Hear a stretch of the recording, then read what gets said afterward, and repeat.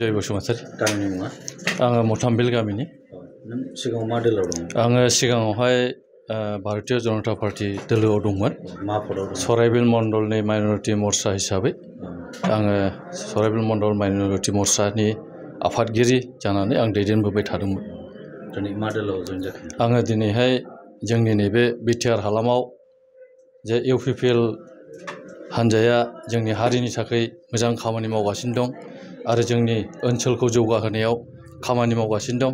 बेखौ जोङो नोजोर बोनानै दिनै जोङो नैबे इउपिपिएल दोलोआव जोङो खौसेयै जगदान होनो होननानै मदद खालामनो होननानै जोङो दिनै बिजेपि दोलोनिफ्राय इउपिपिएल दोलोआव जोङो नुजाफैबाय। साबेसे हाबफैदों? जोङो दा बर्थमान जोङो साब्रै फैदों। जोङो फैबावगोन। जोङो कयेक दिननि उनाव जों मोनसे प्रग्राम लागोन।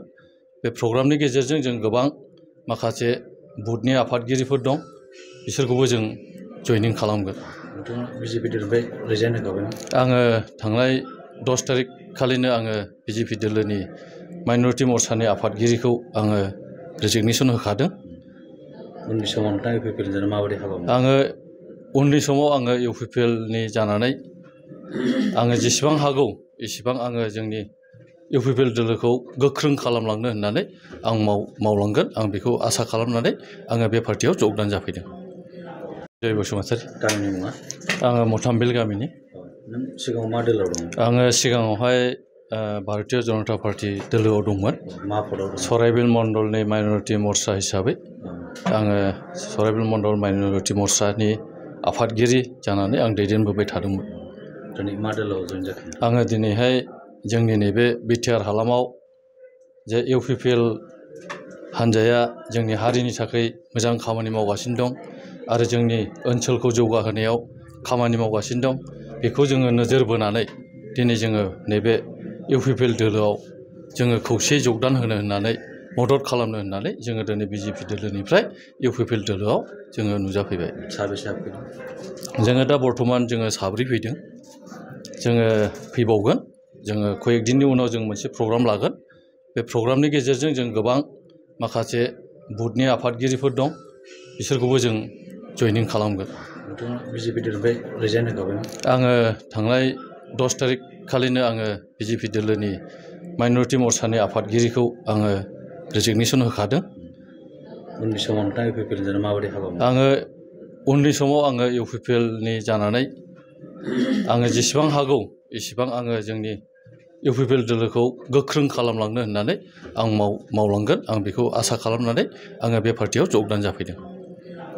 मोर नाम रबिन टप्पो। मैं सराइबिल बिजेपि मण्डलर किसान मोर्चार जेनेरेल सेक्रेटारि आছিলোঁ। मैं मोटामुटी 2টা টার্মস বিজেপিত থাকি কাম কৰিছিলোঁ। আজি মই ইউপিপিএল দলত যোগদান কৰিছোঁ। তো আজি নহয়, 10 তাৰিখত মই যোগদান কৰিছোঁ আৰু ৰেজিগনেশ্যনটো 10 তাৰিখে দিছোঁ। ইউপিপিএল ৰিজনেল দল আমাৰ মই নেশ্যনেল দলত আছিলোঁ। তাৰপিছত কাম কৰি পেলাই মই জানিছোঁ কি মানে নেশ্যনেল দলত থাকিলে আমাৰ ভৱিষ্যতটো মানে অন্ধকাৰ দেখা যায়। এইকাৰণে ৰিজনেল দলত আহিলোঁ আৰু ৰিজনেল দলত থাকিম। বেলেগ আছে হয়, মই ইউপিপিএল দলক ভাল পাইছোঁ। কাম কাজখিনি 5 বছৰতে যিটো বিপিএফ দলে 17 বছৰত কৰিব পৰা নাই, সেই কামখিনি আমাৰ 4 বছৰতে কৰি দিছে। এইকাৰণে মোক ভাল লাগিছে, মই এইকাৰণে আহিলোঁ। কিমানজন জইন কৰিছে? আমি 4জন 10 তাৰিখত কৰিছোঁ আৰু কেইদিনৰ পিছত আমি প্ৰগ্ৰাম লৈ পেলাই আমাৰ যিমান বুথ কমিটি কিষাণ মৰ্চা আছিল এইটো আমি যোগদান কৰিবলৈ থিৰাং কৰিছোঁ। আমাক ইউপিপিএল দলে আমাক বহুত ভালকৈ ৱেলকাম কৰিছে আৰু আশ্বাস দিছে আমি কিবা এটা মানে ভৱিষ্যতৰ কাৰণে কিবা এটা গঢ়ি দিম বুলি আশ্বাস দিছে।